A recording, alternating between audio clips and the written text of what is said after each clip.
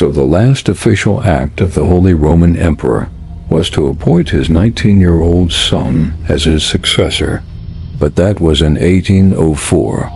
By 1806, the empire was dissolved.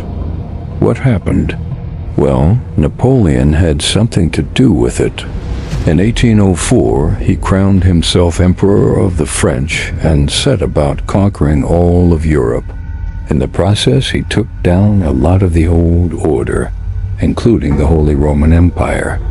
There were a series of battles between Napoleon and various European coalitions that resulted in the Peace of Lunéville in 1801 and the Treaty of Pressburg in 1805. These treaties reduced the power of the Habsburg monarchy, the Bohemian and Hungarian crowns, and most importantly, the Holy Roman Empire.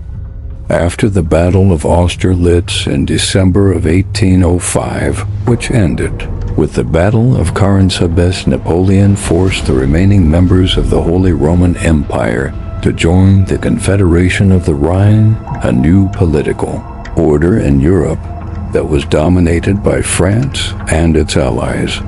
The Confederation of the Rhine replaced the Holy Roman Empire. Holy Roman Emperor Francis II officially dissolved the empire on August 6, 1806. He abdicated in favor of his son, Ferdinand, who became the first emperor of Austria.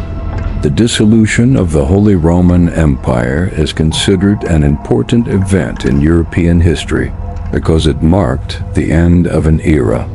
The empire had been around for centuries and had played a major role in European politics.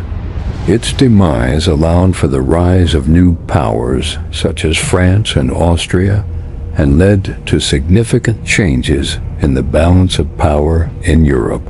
Napoleon's victories in Europe had a profound impact on the course of history.